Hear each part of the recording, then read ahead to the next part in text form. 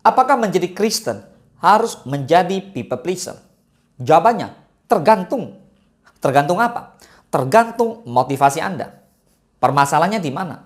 Saudara, permasalahannya adalah apakah motivasi kita untuk menyenangkan orang atau menyenangkan Tuhan? Apa motivasi kita untuk menjadi people pleaser? Karena kita mengasihi Tuhan atau karena demi kepentingan diri kita sendiri? Atau memang untuk memuliakan nama Tuhan lewat kasih yang kita berikan? Mari kita bahas.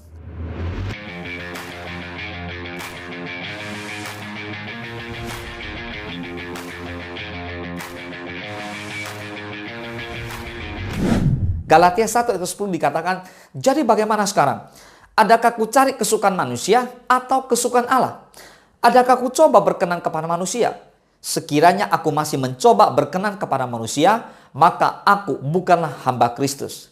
Jelas, ayat ini menjelaskan kepada setiap kita, jika kita masih mencari kesukaan manusia, maka kita bukan hamba Tuhan.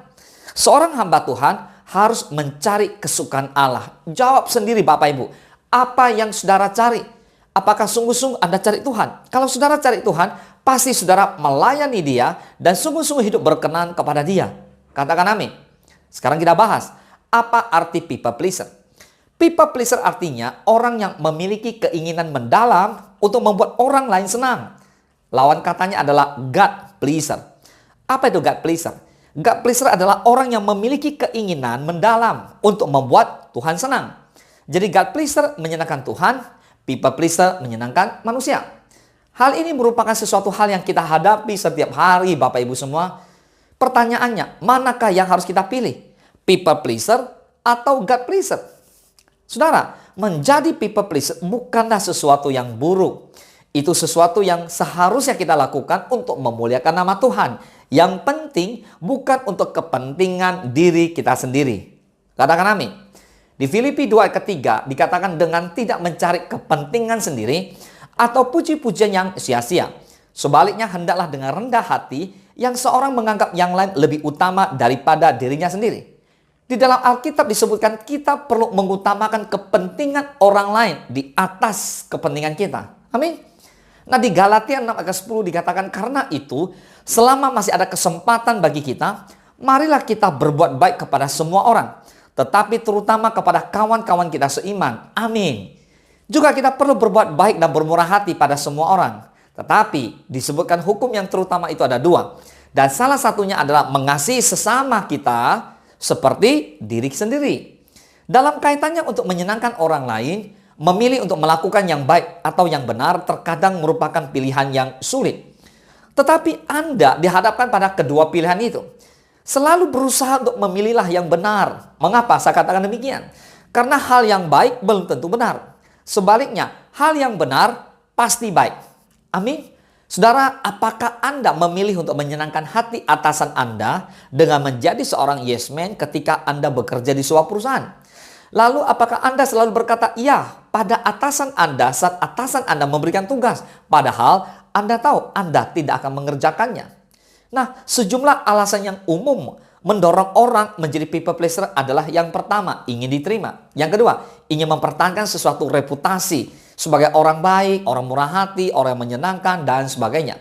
Lalu yang ketiga adalah menghindari konflik. Yang keempat adalah terpaksa. Lalu yang kelima adalah demi memuaskan diri sendiri. Nah, sekarang coba cek motivasi Anda. Apakah Anda berusaha menyenangkan orang lain karena salah satu alasan ini?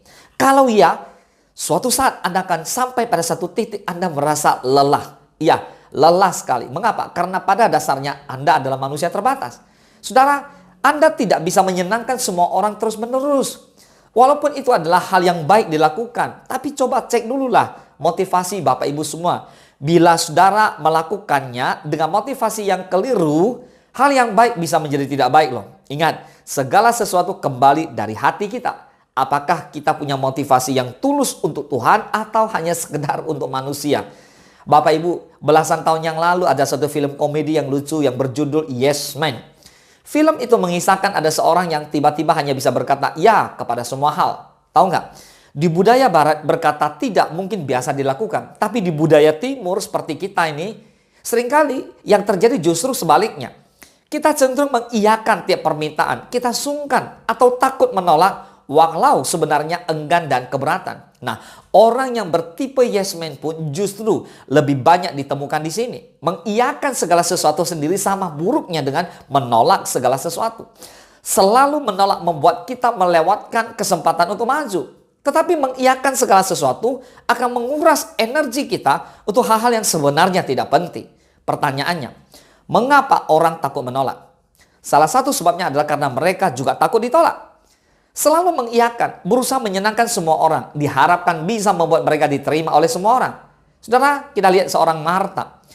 Marta adalah saudaranya Maria. Marta tampak memiliki kecenderungan ini. Dua peristiwa yang melibatkan Marta kita bisa baca di Injil Lukas. Lihat, Marta berusaha melayani semua yang datang di rumahnya, sehingga ia justru melewatkan mendengarkan Yesus.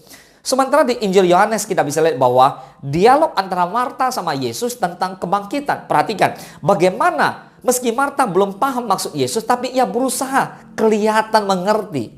Sekarang kita lihat ada dua sikap khas orang bertipe people pleaser yang selalu berusaha menyenangkan semua orang. Yang pertama, pribadi people pleaser biasanya di latar belakangnya rasa minder, sehingga ia berusaha membuat semua orang senang atau terkesan. Dan yang kedua, people pleaser juga akan mudah frustasi. Sebab bagaimanapun adalah mustahil untuk membuat semua orang puas.